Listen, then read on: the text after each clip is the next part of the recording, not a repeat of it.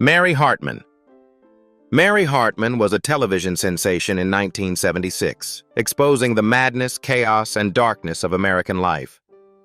But after the cameras stopped rolling, the cast themselves stepped into tragedies far more terrifying than anything on the show. Some collapsed under pressure, some were consumed by illness, and others died in loneliness. What truly happened to them over the last 49 years?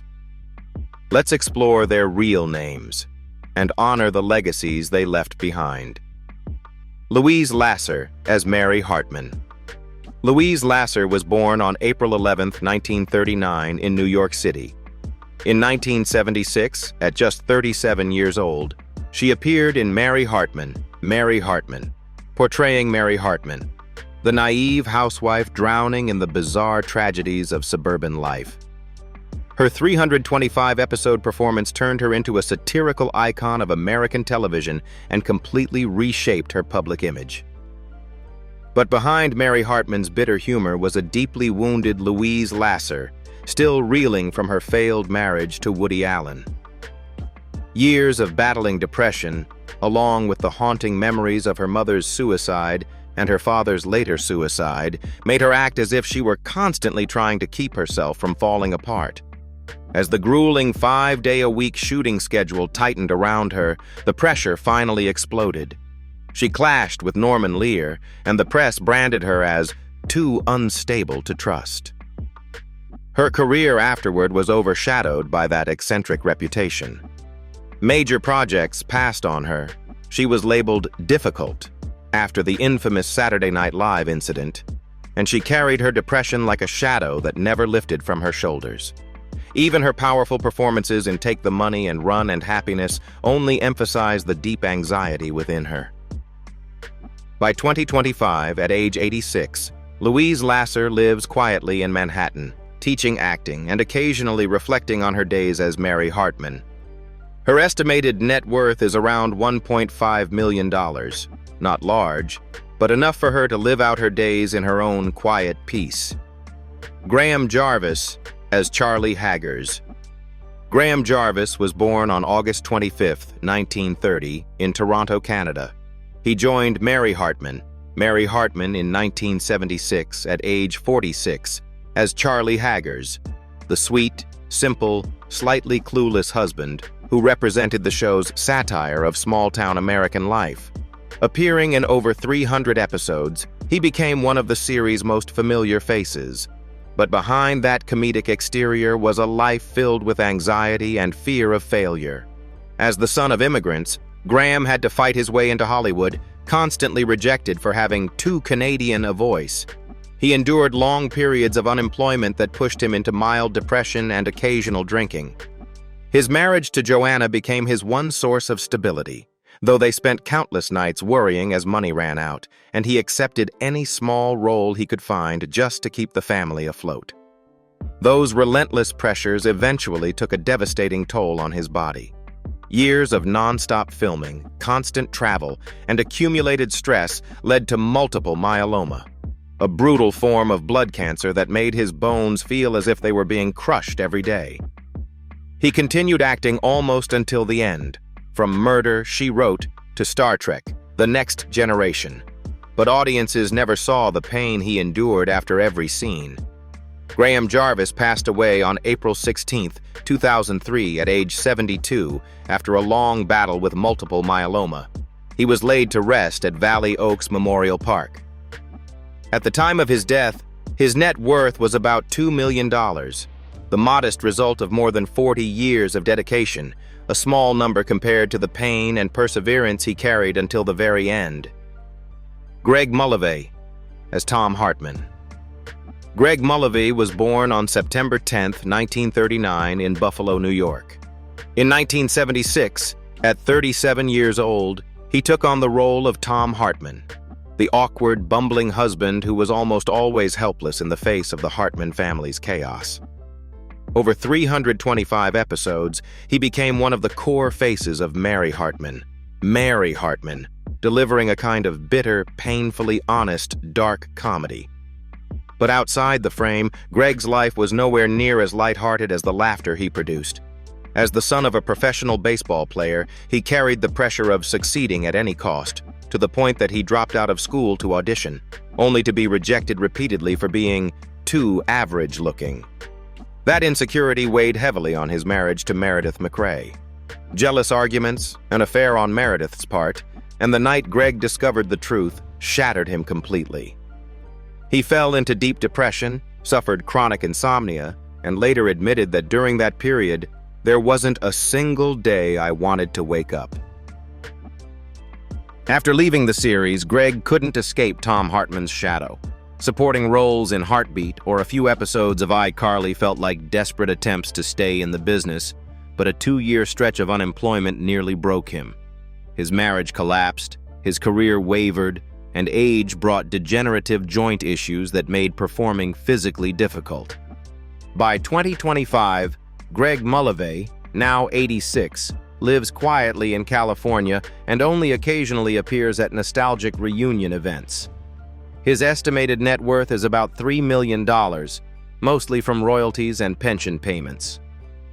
Deborah Lee Scott as Kathy Shumway. Deborah Lee Scott was born on April 2, 1953 in Elizabeth, New Jersey. In 1976, at just 23 years old, she played Kathy Shumway, Mary's lively, rebellious younger sister, whose youthful energy helped make Mary Hartman chaotic and vibrantly alive. Across all 325 episodes, she brought a spark that kept the show's rhythm unpredictable and spirited. But that spotlight quickly became a trap that swallowed Deborah Lee whole. Typecast as the ditzy younger sister, she could not escape shallow roles, which led to depression, alcohol abuse, and a series of broken relationships. Her marriage to Jonathan Frakes fractured under jealousy and conflicting schedules, and later, she became engaged to police officer John Dennis Levi, who was killed in the 9/11 attacks, leaving her heart shattered into pieces. After the show ended, Deborah Lee's career plummeted. Small roles in Welcome Back, Cotter and Angie couldn't rescue her worsening finances. When her brother died suddenly in 1990, it became the final blow. She drank to forget, to sleep, to stop thinking about everything she had lost. In her final years, Deborah Lee lived reclusively with her sister, far removed from Hollywood as though she had never belonged there at all. Deborah Lee Scott died on April 5, 2005 at just 52 years old, 3 days after her birthday, from cirrhosis, the direct result of years of alcoholism and heartbreak that never healed. Her net worth at death was only around $500,000, most of it drained by medical care and her desperate struggles to hold herself together. Mary Kay Place as Loretta Haggers. Mary Kay Place was born on September 23, 1947, in Tulsa, Oklahoma. In 1976, at 29 years old, she took on the role of Loretta Haggers, the dreamy country singer with a heart far too big for her small, troubled world. In Mary Hartman, appearing in all 325 episodes and earning an Emmy nomination for her heartbreakingly authentic performance. With her warm, southern voice, Loretta became the musical soul of the series, innocent and bitter at the same time, much like America itself during that era. But Mary Kay's journey toward that success was full of scars. She started in the writer's room of the Mary Tyler Moore Show, but when she shifted to acting, she was repeatedly rejected for having a Southern accent that didn't meet Hollywood standards. The cruelty of these rejections made her want to walk away from the arts many times. She chose to remain single to avoid romantic drama, only to find herself battling a loneliness no one else could share. Even after rising to fame as Loretta, Mary Kay still faced crushing pressures in the industry, constantly having to prove her worth, constantly fighting stereotypes about older actresses. Her roles in Being John Malkovich and The Good Doctor were bold attempts to escape Loretta's shadow. Years of exhaustion left her with joint issues that limited her movement, yet she continued to write, direct, and act, as if afraid that pausing for even a moment would allow life to swallow her whole. By 2025, Mary Kay Place is 78 years old, living in Los Angeles with a long-sought balance she spent decades fighting for. Still acting, still directing, still writing, she has become a quiet symbol of perseverance. Her estimated net worth of $8 million reflects half a century of tireless artistic work, a fitting legacy for a heart that never gave up. Dodie Goodman as Martha Shumway. Dodie Goodman was born on October 28, 1914, in Columbus, Ohio. In 1976, at 62 years old, she played Martha Shumway, the talkative, eccentric mother who chatted with plants, and delivered 325 episodes of humor equal parts absurd and heartbreaking. With her famously high-pitched voice, like a bird stuck in peanut butter, she became a unique comedic icon of American television. But behind the laugh-out-loud dialogue was a life few could have endured. Born into a cigar-making family, Dodie left home to pursue vaudeville dancing and suffered a stage accident that caused chronic back pain, a condition that haunted her for half her life. World War II derailed her career, and at one point she was so poor she slept wherever she could in New York City, with no money, no home, and no family. She never married, never had children, and devoted herself entirely to her work, though she often admitted that in her later years she had no one to talk to except the person in the mirror. Dodie became a familiar face on The Jack Paar Show, and later a beloved voice actress in productions like Alvin and the Chipmunks. But fame couldn't hide the fact that her body was aging in constant pain, with her back injury worsening year after year. Dodie Goodman died on June 22, 2008, in Englewood, New Jersey, at 93 years old. She left behind no husband and no children. Only a few nieces and nephews attended her funeral. Her net worth at the time of her death was around $1 million, the final remnants of a life spent giving laughter to audiences for more than 6 decades. Philip Bruns as George Shumway. Philip Bruns was born on May 2, 1931, in Pipestone, Minnesota. In 1976, at 45 years old, he portrayed George Shumway, the clumsy, old-fashioned father always bewildered by the madness around him. His honest, working-class demeanor made George a source of humor that was both sweet and painfully real. But Philip's own life was never as simple as the laughs he generated. Raised on a farm, he only dared pursue acting after his military service, but he was repeatedly rejected because he looked too rural, too real. His early years were filled with odd jobs, loading freight, selling in stores, cleaning warehouses, just to survive month to month. His 2 marriages, to Jill Owens and Lori Franks, both fell apart due to long stretches spent away from home. A husband leaving before sunrise and returning after midnight leaves love to wither in silence. He once admitted that a home was the one thing he never managed to build. Philip's career only found solid ground thanks to supporting roles in Sanford and Son, then Flashdance, 1983, and Return of the Living Dead 2, 1988, where audiences appreciated his sincere, unembellished performances. But being typecast in minor roles created a lingering insecurity. Despite having a Yale degree and extensive stage experience, Hollywood saw him only as the simple dad or the gentle neighbor.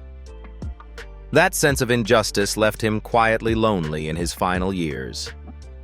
Philip Bruns died on February 8, 2012, in Los Angeles at age 80, passing from natural causes, peacefully, just like the quiet life he had always lived.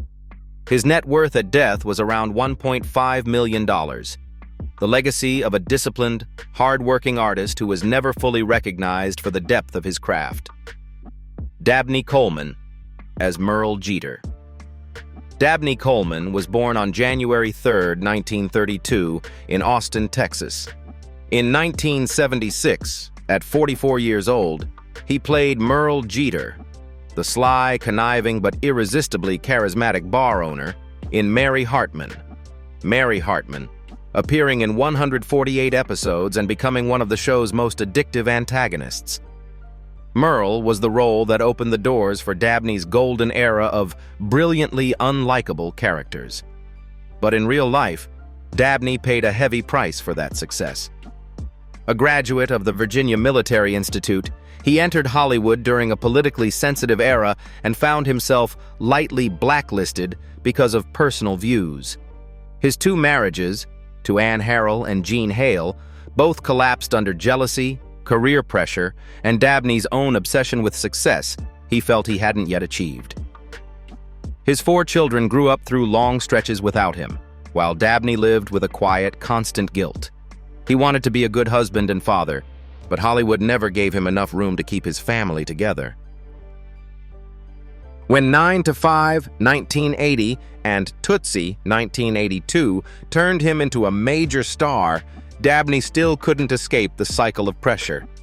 His sharp-tongued villain roles led many to assume he was difficult in real life, even though he was actually shy and private. In the middle of professional triumphs and Emmy wins, his health began to fail. Chronic heart disease made it hard for him to breathe, sleep, or stand for long hours on set. Even after undergoing treatment for throat cancer, he insisted on finishing his scenes in Boardwalk Empire, determined not to let illness steal his final performance. Dabney Coleman died in Santa Monica on May 16, 2024, at the age of 92, from heart failure and complications that affected his swallowing. His net worth at the time of death was about $5 million, largely built from more than 175 film and television credits over a blazing 6-decade career. Bruce Solomon as Sergeant Dennis Foley.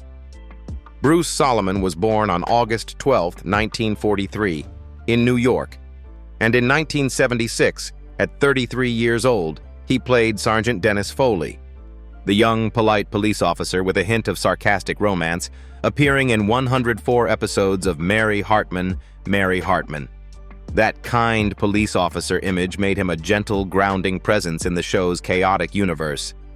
But behind the scenes, Bruce found himself trapped in the same mold the role created for him. Starting on stage, he had once been praised for his depth, but Hollywood kept forcing him into the nice guy box, causing him to lose important casting opportunities simply because he was too gentle. The pressure weighed heavily, and his first marriage fell apart quietly. Stephanie Glass left because she felt she was married to a man always waiting for a chance that never comes. Bruce later admitted that his stalled career had turned him into someone withdrawn and hard to reach. After Mary Hartman, he appeared in Foul Play, 1978, and Night of the Creeps, 1986. But despite trying to escape Foley's shadow, directors continued to see only one type of character in him. A string of setbacks pushed him into a period of despair, and he considered quitting acting to become a teacher. But the small theater scene in New York eventually pulled him back, a place where he said he could finally play roles that matched his inner world. In 2025, at 82 years old, Bruce Solomon lives quietly in New York, occasionally performing in small theaters, where at least someone still sees me as a real artist, he says. He is calmer now, more content, living on his savings and modest royalty checks with an estimated net worth of about $2 million. Marion Mercer as Wanda Jeter. Marion Mercer was born on November 26, 1935, in Akron, Ohio, and in 1976, at 41 years old, she portrayed Wanda Jeter, the dramatic, sharp-tongued, magnetic woman who appeared in 118 episodes of Mary Hartman, Mary Hartman. Wanda was a theatrically demanding role, and Marion's Broadway foundation gave the character a flair that became essential to the series. But the bright lights of Broadway were also where Marion's deepest pain began. After her dazzling success in Promises, Promises, which won her a Tony Award, her next production failed disastrously, sending her into a long period of severe depression.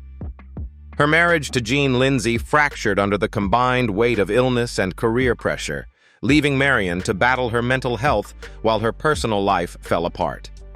Even so, she continued fighting through roles in 9 to 5, It's a Living, and many other television shows. But as she aged, her memory deteriorated, and the old trauma of that one major failure haunted her until she slowly stepped away from the stage, the place that had once been her lifeblood. When early signs of Alzheimer's appeared, she gradually lost not only her professional identity, but also the cherished memories that had shaped her.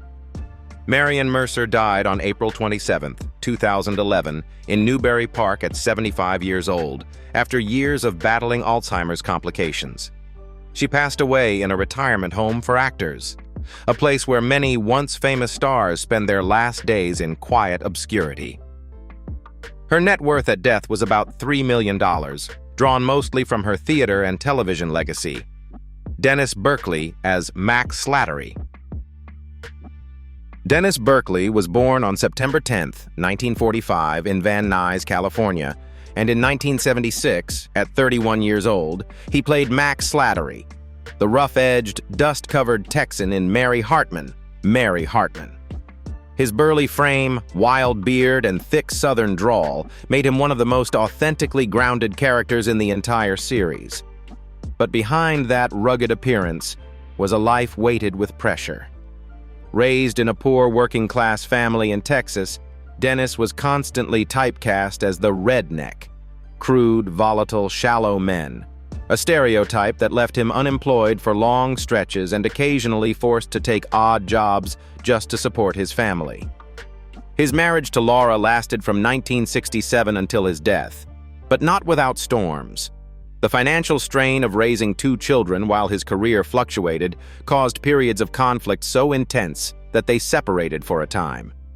Even after establishing himself with roles in L.A. Law, Hill Street Blues, and especially as a voice actor on King of the Hill, he still had to chase work across Hollywood, as few casting directors wanted to give him a dignified role. The endless stream of small parts drained him emotionally, while hereditary heart problems began to surface. Still, Dennis continued working to provide for his family, wearing himself down year after year. On July 14, 2013, Dennis Berkeley died of a heart attack in Sherman Oaks at the age of 67. His net worth at the time was around $1 million. Modest for a lifetime of work, but a testament to a man who labored until his final breath to protect the people he loved. Susan Browning as Nurse Pat Gimble. Susan Browning was born on February 25, 1941, in Baldwin, New York, and in 1976, at 35 years old, she portrayed Nurse Pat Gimble, a quiet but warm presence, appearing in 72 episodes of Mary Hartman. Though only a supporting role, Susan brought a gentle emotional depth to the series' satirical chaos. But her stage career was marked by quiet, persistent hardships. A Broadway actress at heart, Susan had shined brightly in company, earning a Tony nomination, but a serious on-stage injury forced her to take a long hiatus. The injury not only interrupted her momentum, but also caused her to lose several major roles to others. Susan lived largely on her own, devoting nearly all her energy to her craft. Nonetheless, she continued acting in films such as The World, According to Garp, Sabrina, and Sister Act. But in her later years, her health declined, and directors grew hesitant to cast her for fear she wouldn't keep up with demanding schedules. She rarely spoke about her condition, and when rumors circulated that she might be battling a serious illness, many colleagues believed it was cancer. Susan remained silent.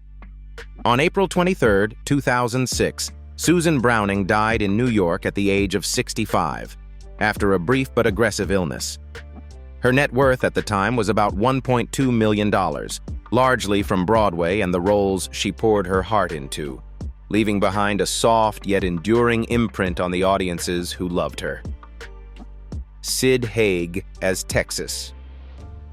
Sid Haig was born on July 14, 1939, in Fresno, California, and in 1976, at 37 years old, he played Texas, the menacing biker, half comic and half sinister, appearing in 55 episodes of Mary Hartman, Mary Hartman.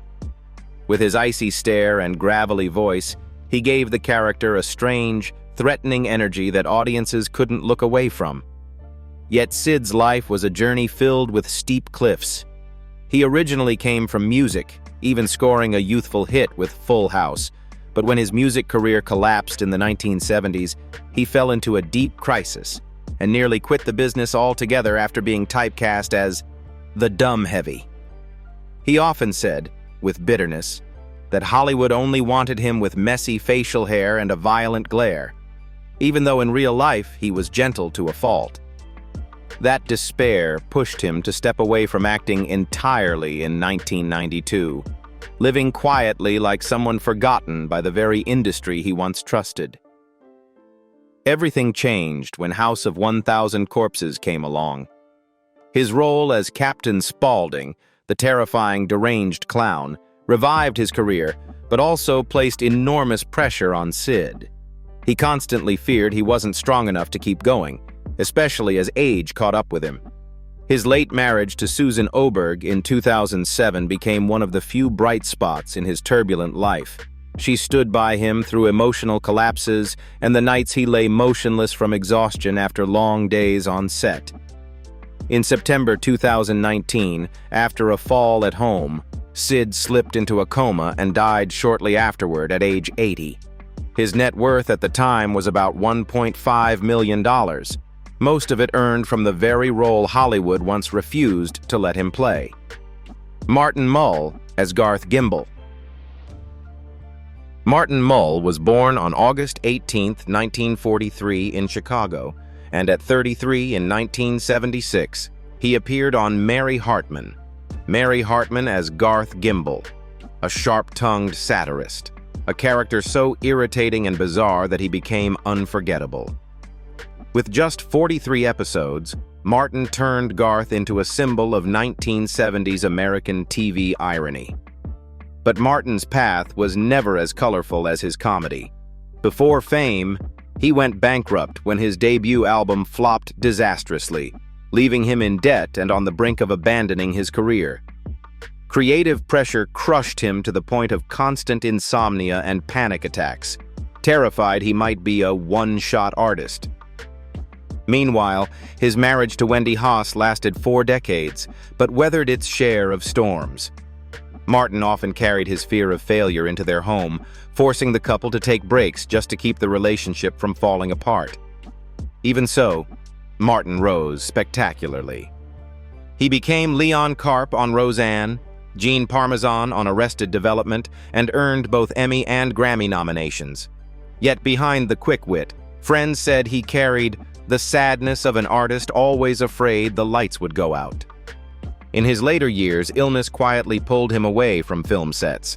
He appeared less often, his voice weakening, though he never revealed what he was truly battling.